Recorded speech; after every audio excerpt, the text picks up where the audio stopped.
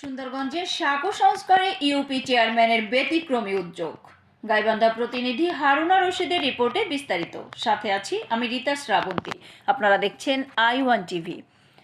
গাইবান্ধার সুন্দরগঞ্জে পানির স্রোতে ভেসে আসা কচুরিপানার চাপে ভেঙে গেছে তারাপুর ইউনিয়নের নিজামখা গ্রামের তিস্তা শাখা নদীর উপর নির্মিত কাঠের সাঁকো।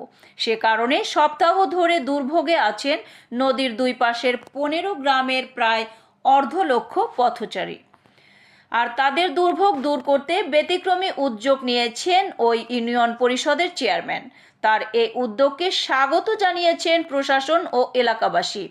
গতকাল দুপুর 1টার দিকে তিস্তার ওই শাখা নদীতে গেলে এমন দৃশ্য দেখা যায়। কারো হাতে লাঠি, আবার কারো হাতে কাঁচি, আবার কেউ বা নৌকায়। সবাই কচুরিপানা সরাতে ব্যস্ত। অন্যদিক রান্না করা হচ্ছে খিচুড়ি, আর সবগুলো মনিটরিং করছে ইউপি চেয়ারম্যান মোহাম্মদ আমিনুল ইসলাম। কচুরিপানা সরাতে ব্যস্ত মোহাম্মদ আজিজুর রহমান। তিনি বলেন, চেয়ারম্যানের নির্দেশে এখানে এসেছি।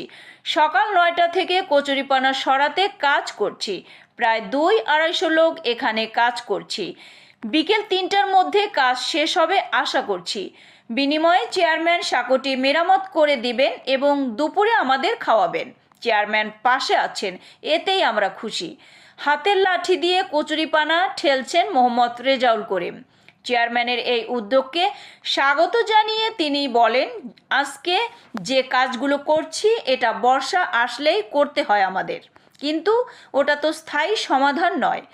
সে কারণে এখানে একটি ব্রিজ করা জোর দাবি জানান তিনি। খিচুড়ি রান্নার কাজে ব্যস্ত মোহাম্মদ জালাল মিয়া। তিনি বলেন, সকাল থেকে 3 জন খিচুড়ি রান্না করছি। 500 লোকের রান্না হবে এখানে। কচুরিপানা সরাতে যারা কাজ করছেন তাদের খাওয়াতে হবে। চেয়ারম্যান এসবের খরচ দিয়েছেন। এ বিষয়ে কথা হয় ইউপি চেয়ারম্যান মোহাম্মদ আমিনুল ইসলামের সাথে। তিনি বলেন, সংবাদ পেয়ে গত শুক্রবার এখানে এসেছিলাম। পাশে কাঠের সাঁকো, এটা দীর্ঘদিন থেকে নির্মাণ করা হয়, মানুষ চলাচল করে। হঠাৎ এই গত কয়েকদিন থেকে বৃষ্টির কারণে পানা উজন থেকে পানা আসিয়ে লাগার কারণে বৃষ্টি ভাঙে দিচ্ছে। তো আমি গতকাল এখানে পরিদর্শনে আসার পর দেখি মানুষ পানার উপর দিয়ে হাঁটতেছে, যাতায়াতের সমস্যা।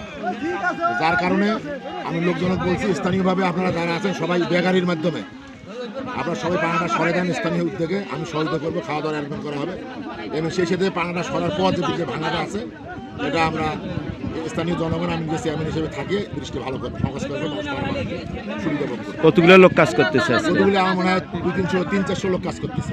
তথ্যে জানা যায়, সুন্দরগঞ্জ উপজেলার তারাপুর ইউনিয়নের নিজামখা গ্রাম ও পার্শ্ববর্তী কুড়িগ্রাম জেলার উলিপুর উপজেলার বজরা ইউনিয়নের চরবজরা গ্রামের সংযোগ সড়কের নিজামখা ও চরবজরা গ্রামে তিস্তার শাখা নদীর উপর নির্মিত কাঠের সাঁকোটি গত কয়েকদিনের বৃষ্টি ও উজান থেকে নেমে আসা ঢলে তিস্তার শাখা নদীতে পানি বৃদ্ধি পায়। স্রোতে ভেসে আসে কচুরিপানা, আর সেই কচুরিপানাগুলো আটকে যায় সাঁকোটির খুঁটিগুলোতে। এ সময় সাঁকোটির কংক্রিটের কয়েকটি খুঁটি ভেঙে গেলে সাঁকোর মধ্যে অংশ পানি ভরে যায়। সে কারণে প্রায় সপ্তাহ ধরে যোগাযোগ বিচ্ছিন্ন হয়ে আছে নদীর দুই পাশের 15 গ্রামের প্রায় অর্ধ লক্ষ মানুষের। এতক্ষণ সঙ্গে থাকার জন্য ধন্যবাদ।